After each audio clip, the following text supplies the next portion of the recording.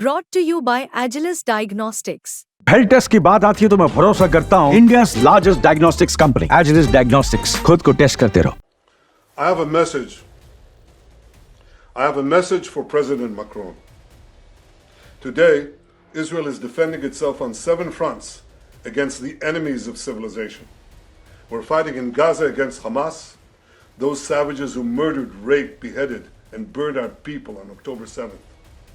We're fighting in Lebanon against Hezbollah, the most heavily armed terror organization in the world, which was planning an even greater massacre than October 7th on our northern border.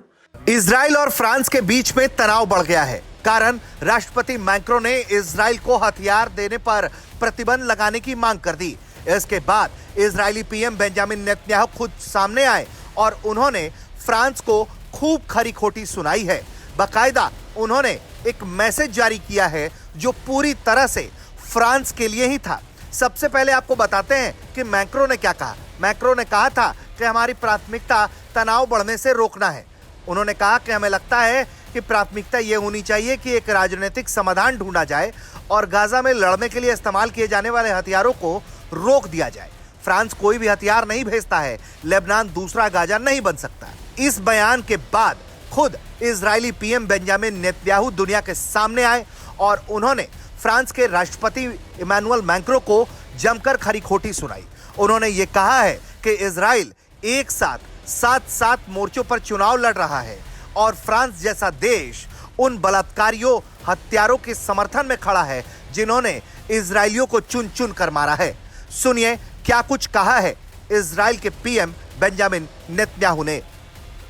As Israel fights the forces of barbarism led by Iran, all civilized countries should be standing firmly by Israel's side. Yet President Macron and some other Western leaders are now calling for an arms embargo against Israel. Shame on them. Is Iran imposing an arms embargo on Hezbollah, on the Houthis, on Hamas, and on its other proxies? Of course not. The axis of terror stands together.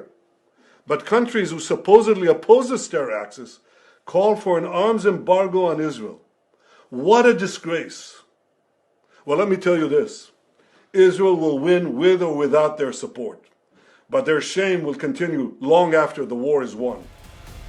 एक बात साफ है, जिस तरह से Israel ने France और कुछ पश्चिमी देशों के खिलाफ यह मोर्चा खोला है, वो फ्रांस पर भारी पड़ सकता है। क्योंकि एक तरफ फ्रांस जहां इजरायली हथियारों पर रोक की मांग कर रहा है, वहीं ईरान को लेकर उसका कोई साफ स्टैंड दिखाई नहीं पड़ता। और यही वजह है कि इजराइल ने सीधे सीधे फ्रांस के राष्ट्रपति इमैनुअल मैक्रों को चेतावनी देते हुए उनके बयान को शर्मनाक तक कहा है। ब्यूरो रिपोर्ट, भारत तक।